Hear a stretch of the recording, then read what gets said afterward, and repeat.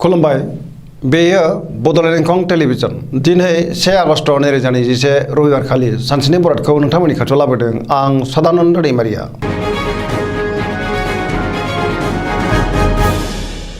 सिगां फरायनो लादों मेष राशि गिबि हांखो अ ल दिनैनि साना जोबोर मोजां समाजाव लोगो लेवा बांगोन गोसोआव गोबां गोजोननाय फैगोन देहाया दिनै मोजाङै थागोन अब्लाबो जानाय लोंनायाव सांग्रां जानाया गाहाम बहानिफ्रायबा मोजां खौरां फैगोन। रांखावरियाव जोबोर मोजां होनजायो मोननो गोनांखौ दिनै मोननो हागोन आरजिनाय धोनखौ दोनथुमनो हागोन आयआ बांगोन बेफार फालांगियाव मोजां मुलाम्फा मोननो हागोन। न'खराव बिसि फिसायनि गेजेराव अनलायनाय फैगोन बिदा फंबायजों मोजां सोमोन्दो थागोन बहाबा थांनांगौब्ला दिनै जोबोर मोजां आरो मोजाङैनो हान्थिनो हागोन गुबुननि गोसोखौ गोरलैयैनो बोनो हागोन समाजाव मान मोनगोन मावनो लानाय खामानिखौ थि समावनो आरो गोरलैयैनो मावफुंनो हागोन। सोरबा गोजाम लोगोजों हरखाबै बहाबा लोगो मोनलायगोन जायखि खामानि मावा मानो दिनै मोनफ्रोमबो खामानिखौनो मोजाङै मावफुंसारनो हागोन। गोसोआ दिनै जोबोर रमान्टिक जागोन बयजोंबो गोरोबनो रोंगोन पजिटिभ एनार्जिनि गोहोम गोग्लैगोन फरायसाफ्रा फरायनायाव गोसो दुंखांगोन आरो मोजां फिथाइ मोनगोन। सरासनस्रायै दिनै साना जोबोर मोजां आरो मोजाङैनो बारग'लांगोन।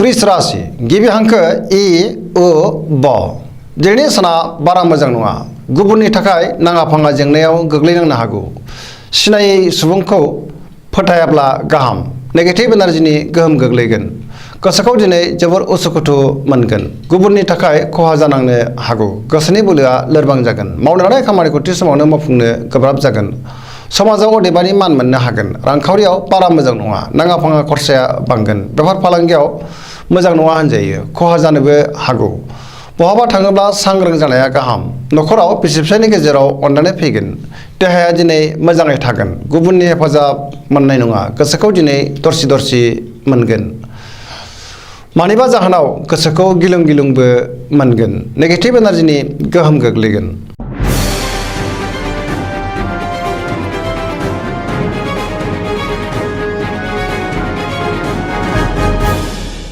मिथुन राशि गिबि हांखो क स दिनैनि साना जोबोर मोजां गुबुनखौ अननो रोंगोन आरो गुबुनजोंबो अनजागोन गोसोखौ दिनै जोबोर गोजोननाय मोनगोन मावनो लानाय खामानिखौ थि समावनो आरो गोरलैयैनो मावफुंनो हागोन देहाया दिनै मोजाङै थागोन अब्लाबो नाथाय जानाय लोंनायाव सांग्रां जानाया गाहाम रांखावरियाव जोबोर मोजां होनजायो बेफार फालांगियावबो जोबोर मोजां मुलाम्फा मोनगोन न'खराव अनलायनाय फैगोन समाजाव गोबां मान मोनगोन गोसोनि बोलोआ बांगोन सेंग्रा सिख्लाफ्रा गोसोखौ दिनै जोबोर रमान्टिक मोनगोन सोरबा लोगोजों बाख्नाय जागोन गोजोनै थानो हागोन बयनिबो अनसायनाय मोनगोन फरायसाफ्रा फरायनायाव गोसो दुंगोन आरो मोजां फिथाइ मोनगोन धोरोमारि बिथिङाव गोसो दुंखांगोन पजिटिभ एनार्जिनि गोहोम गोग्लैगोन।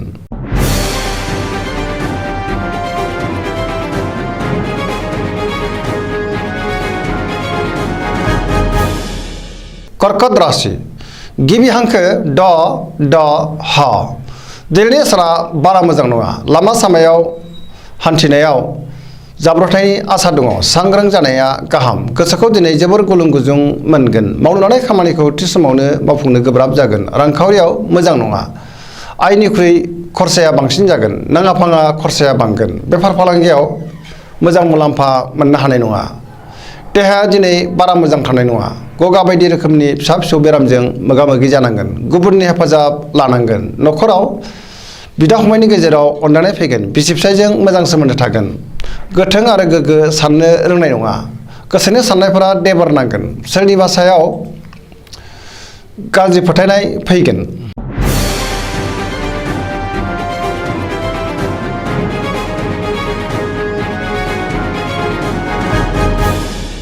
सिंह राशि गिबि हांखो म ट दिनैनि साना जोबोर मोजां सुथुरखौ फेजेननो हागोन गोसोआव पजिटिभ साननाय फैगोन मावनो लानाय खामानिखौ थि समावनो मावफुंनोबो हागोन रांखावरियाव जोबोर मोजां होनजायो आरजिनाय धोनखौ दोनथुमनो हागोन मोननो गोनांखौ दिनै मोननो हागोन अब्लाबो नाथाय खरसायाबो बांगोन बेफार फालांगियाव मोजां मुलाम्फा मोननो हागोन गोसोनि साननायखौ गुबुननो फोरमायनो हागोन बहाबा दावबायहैनो खाबु मोनगोन न'खराव बिसि फिसायनि गेजेराव अनलायनाय फैगोन बिमा बिफानि अननाय आरो बोरखौ मोनगोन लाइमोनफोरनि गोसोआ दिनै जोबोर रमान्टिक जागोन।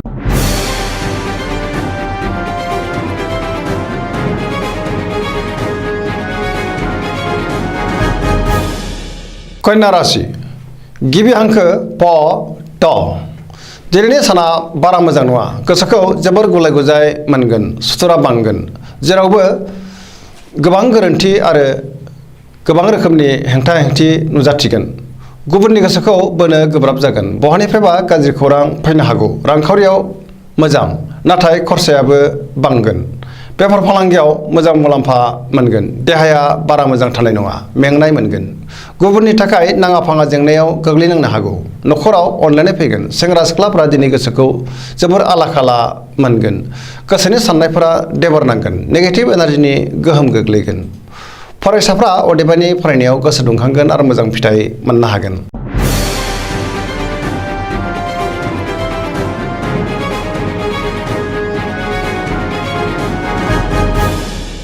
तुला राशि गिबि हांखो र ट दिनैनि साना बारा मोजां नङा बहाबा दावबायहैनो खाबु मोनगोन गोसोनि बोलोआ लोरबां जागोन गोबां धोन खहा जानांनो हागौ गोसोनि साननायफोरा देबर नांगोन गोसोनि साननाय आरो लुबैनायखौ मोननो हानाय नङा मावनो लानाय खामानिखौ मावफुंनो गोब्राब जागोन देहाया दिनै मोजाङै थागोन अब्लाबो जानाय लोंनायाव सांग्रां जानाया गाहाम रांखावरियाव बारा मोजां नङा नखराव बिसि फिसायनि गेजेराव अनलायनाय फैगोन समाजाव मान मोनगोन बेफार फालांगियाव खहा जानांनो हागौ सोरबा लोगोनि हेफाजाब लानांगोन समाजाव बयजोंबो अनजागोन बिमा बिफानि अननाय आरो बोरखौ मोननो हागोन सोरबा गोजाम लोगोजों बहाबा लोगो मोनलायगोन आरो जानबुङाव रायलायनो खाबुबो मोननो हागौ गोसोआ दिनै जोबोर आला खाला जागोन फरायसाफ्रा फरायनायाव गोसो दुंखांगोन आरो मोजां फिथाइ मोननोबो हागोन नेगेटिभ एनार्जिनि गोहोम गोग्लैगोन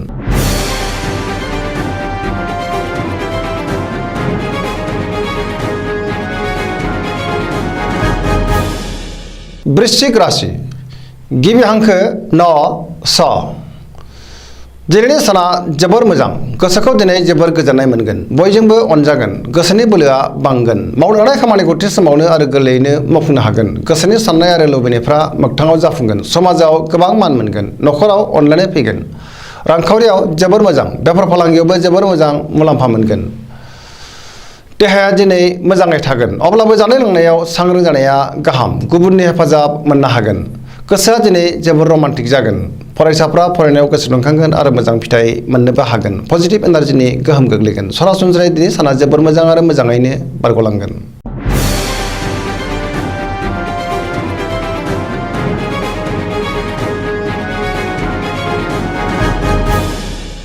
धनु राशि गिबि हांखो ढ फ भ दिनैनि साना जोबोर मोजां मावनो लानाय खामानिखौ थि समावनो आरो गोरलैयैनो मावफुंनो हागोन गोसोखौ दिनै जोबोर गोजोननाय मोनगोन गोसोनि साननायफोरा मोगथाङाव जाफुंगोन रांखावरियाव दिनै जोबोर मोजां होनजायो बेफार फालांगियाव जोबोर मोजां मुलाम्फा मोनगोन समाजाव मान मोनगोन पजिटिभ एनार्जिनि गोहोम गोग्लैगोन बयनिबो गोसोखौ बोनो हागोन देहाया दिनै मोजाङै थागोन नखराव बिसि फिसायनि गेजेराव अनलायनाय फैगोन बिदा फंबायजों मोजां सोमोन्दो थागोन सेंग्रा सिख्लाफ्रा जोबोर रमान्टिक जागोन आरो गावबा गावनि गोसोनि साननायफोरखौबो फोरमायलायनो हागोन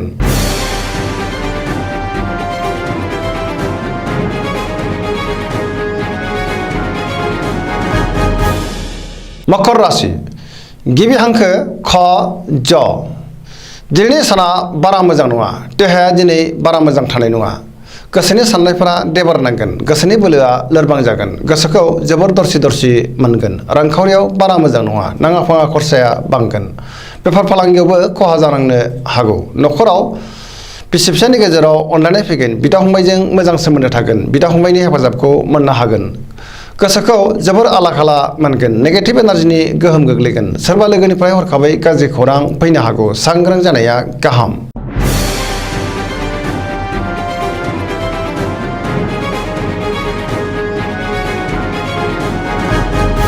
कुम्भ राशि गिबि हांखो ग स स दिनैनि साना जोबोर मोजां गोसोखौ जोबोर गोजोननाय मोनगोन मावनो लानाय खामानिखौ थि समावनो मावफुंनो हागोन बहानिफ्रायबा मोजां खौरां फैगोन समाजाव मान मोनगोन सोरबा गोजाम लोगोजों बहाबा लोगो मोनलायगोन रांखावरियाव जोबोर मोजां होनजायो बेफार फालांगियावबो जोबोर मोजां मुलाम्फा मोनगोन आयआ बांगोन देहाया दिनै मोजाङै थागोन न'खराव बिसि फिसायनि गेजेराव अनलायनाय फैगोन।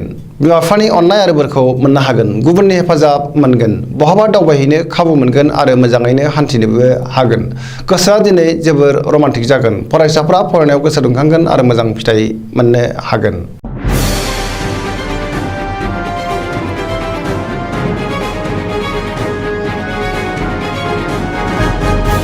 मीन राशि गिबि हांखो ड स। दिनैनि साना जोबोर मोजां। गोसोआव गोजोननाय फैगोन। बबेबा बादायलायनायाव देरहासार जानो हागोन। गोसोनि बोलोआ बांगोन। गोसोनि साननायखौ गुबुननो फोरमायनोबो हागोन।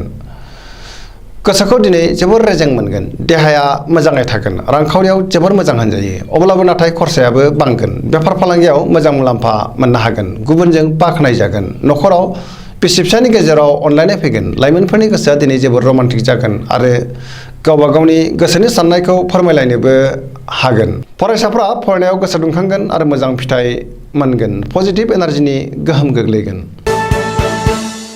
दिनैनि राशि फरायनाया एसेनोसै। जोबनायाव बेखौनो खावलायो जाहाथे नोंथांमोना सानफ्रामबो जोंनि बे बड'लेण्ड इंखं टेलिभिजनखौ नायबाय थायो आरो साबस्क्राइब खालामो, लोगोसे लाइक खालामो आरो शेयार खालामो।